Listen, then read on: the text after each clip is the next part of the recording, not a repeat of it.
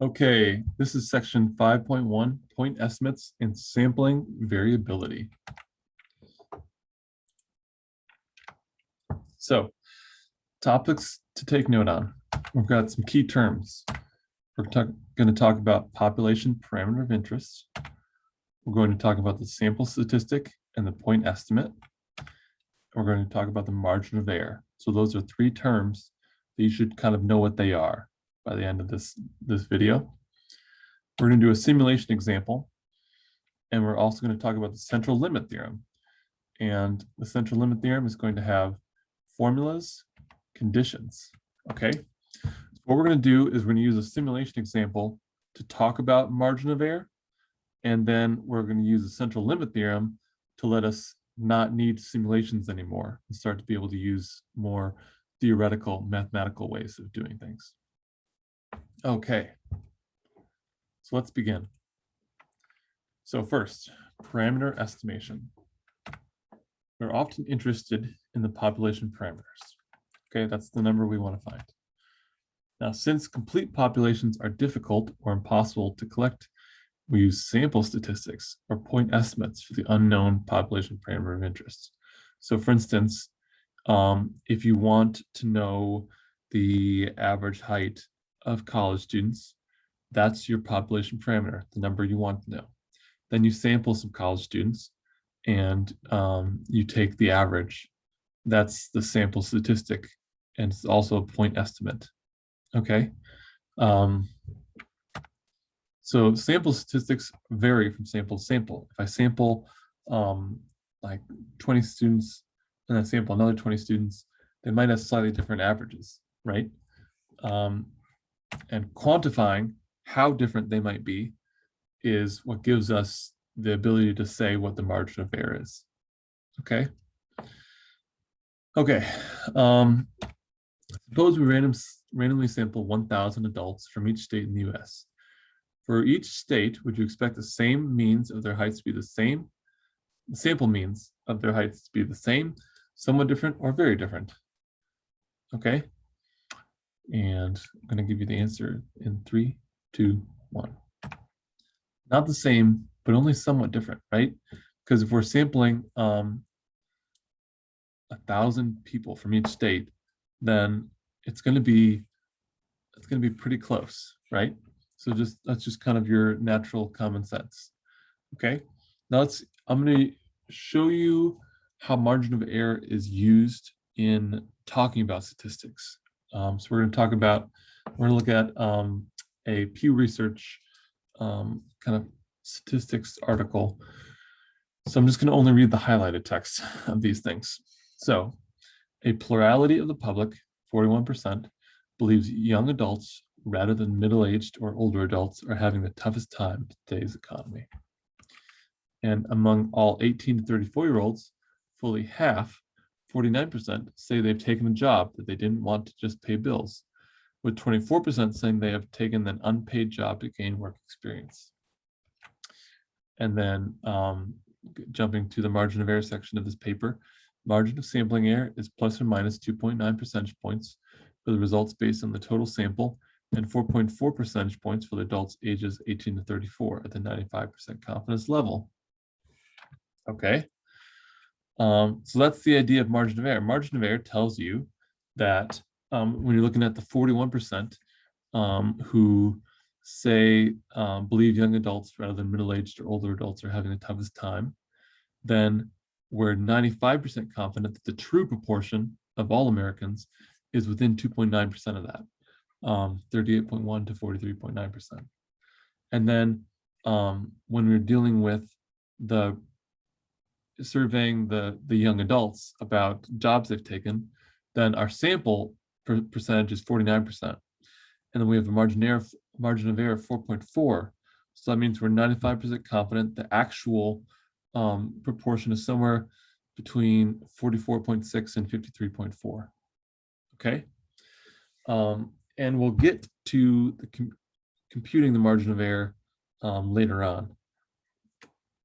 For now, just that's how it ends up getting used, is we take a sample, and then the sample doesn't tell us all the information. It just tells us, but we can be pretty certain that the true number is close by.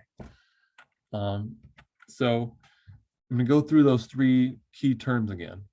So population parameter of interest, that's the number we want to know. Sample statistic, which is usually a point estimate, that's the number we get from a sample. And then the margin of error, which is sometimes abbreviated ME. That's a standard deviation of the point estimate of a sample of that size. Okay? And that'll make more sense perhaps later on. Okay, so suppose the proportion of American adults who support expansion of solar energy is 88%. That's our parameter of interest. So we're working in this example where we have perfect knowledge. If we sample 100 adults, what proportion of our sample will support solar energy? Do you think it'll be exactly 88%, close to 88%, 50%, like a toss-up? Or C, I don't know. So stop and think. This is a common sense question. So I'm going to give you the answer in 3, 2, 1. B, close to 88%. What does close mean? If we sample 1,000 American adults instead of 100, should we expect our point estimate to be closer to 0.88 than the sample of 100? So another common sense question. So what do you think? Giving you the answer in 3, 2, 1. Yes, there's a mathematical way to say, is there a mathematical way to say how we expect it to be? Yes, and we'll get there. So in real life, we never know the parameter of interest, okay? There's two ways to know how close we expect our point estimate to be actual number.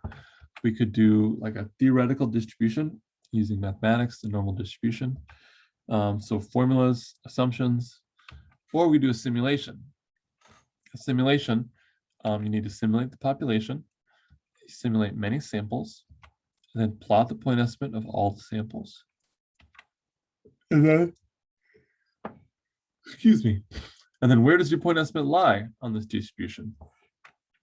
Okay, so that's what we're gonna do. We're gonna do the simulation today, but we're getting you ready to also do theoretical distributions with what we covered last section with the normal curve.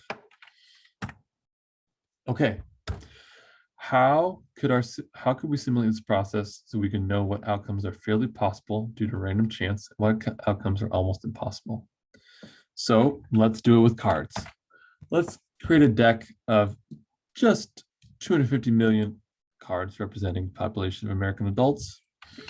And then we'll write for on 88% of those cards and against on 12% of the cards. So it's a lot of writing, but you know, we'll get some cheap labor to do it.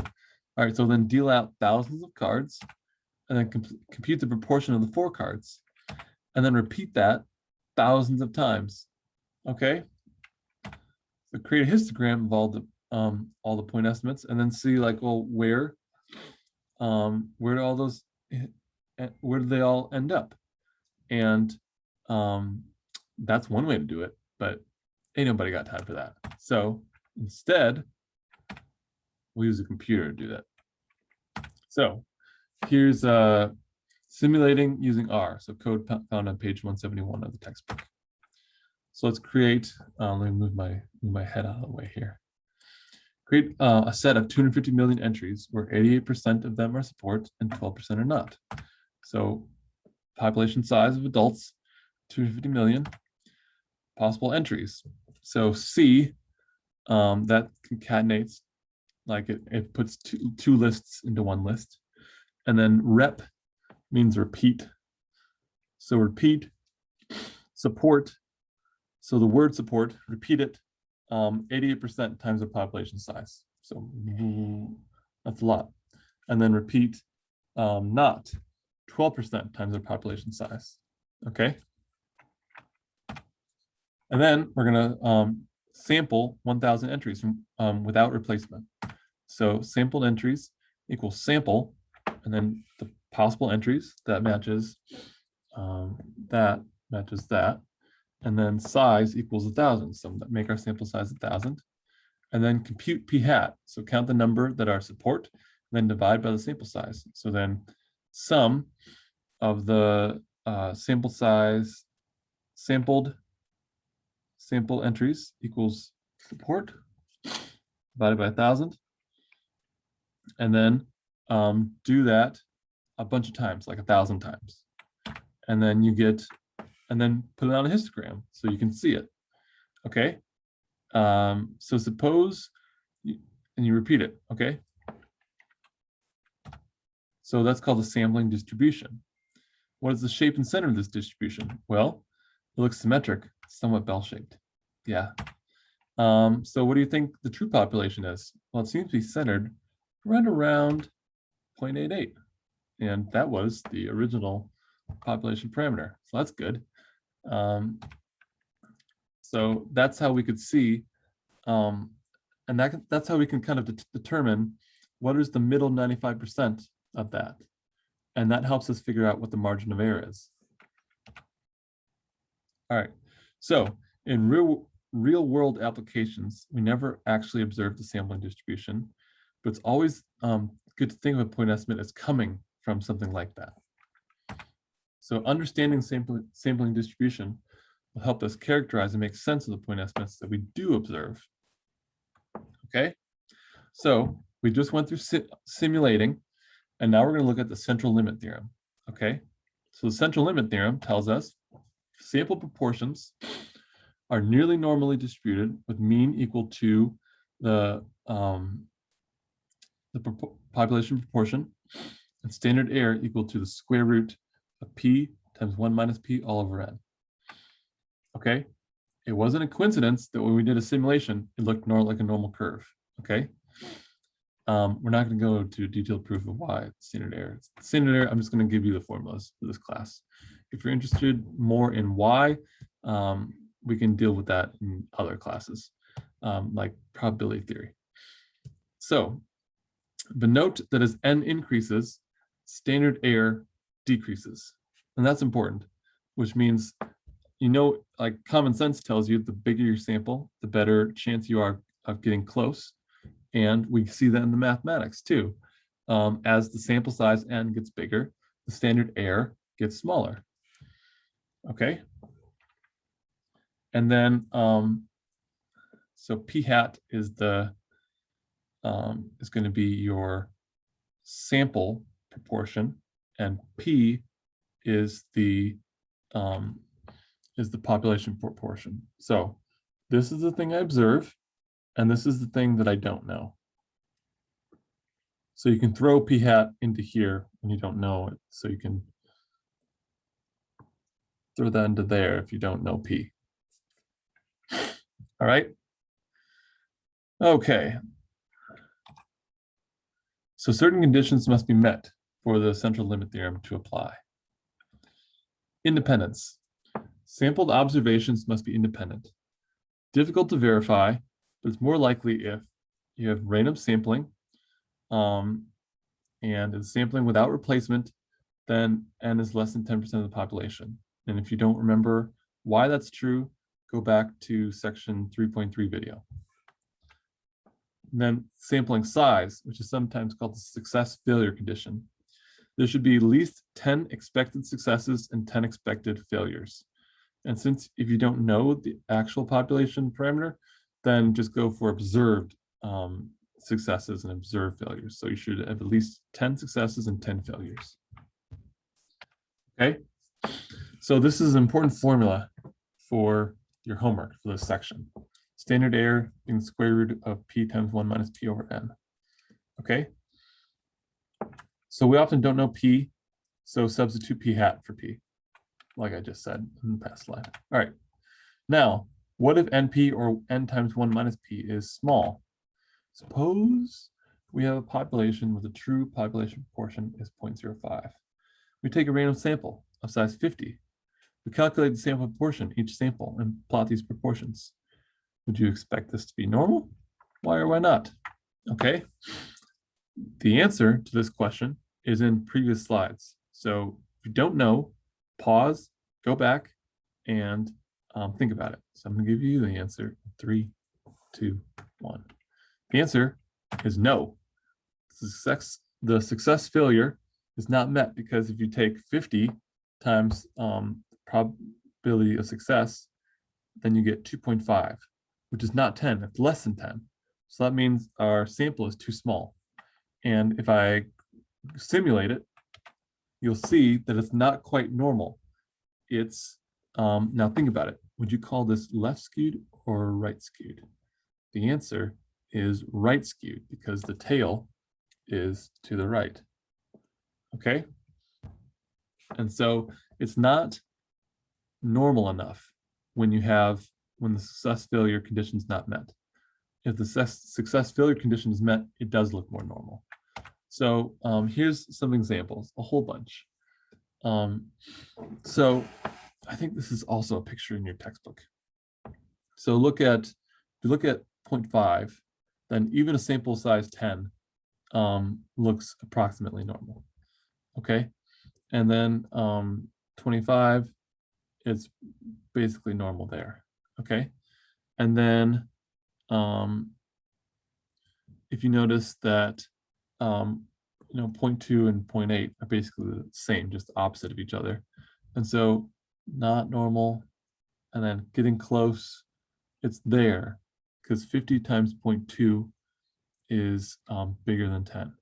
And then here, this one's definitely not normal,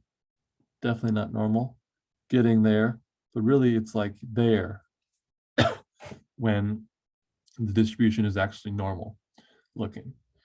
And then similarly, there. So that's that success failure condition. You can really see it in action here on this slide of how, as you get more and more samples, the distribution of sample proportions becomes normally distributed. So what if the conditions are not met? So if they're not met, then it's going to look more discrete, like not smooth, and it's going to be more skewed. So the larger they are, the more normal the distribution. And if they're both very large, it doesn't look as discrete, it looks more continuous. So we can use the normal distribution from the back of your book.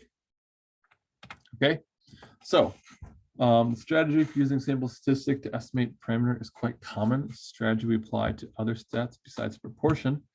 So take a random sample of students at a college, ask them how many extracurricular activities. So notice I'm asking them a number now, not like a yes or no thing. And the principle and general ideas from this chapter apply to other parameters as well, even if the details change a bit. Okay, so the central limit theorem, it works for proportions, which was a categorical variable, counting a categorical variable, and it also works for numerical variables as well. Okay, that completes this section.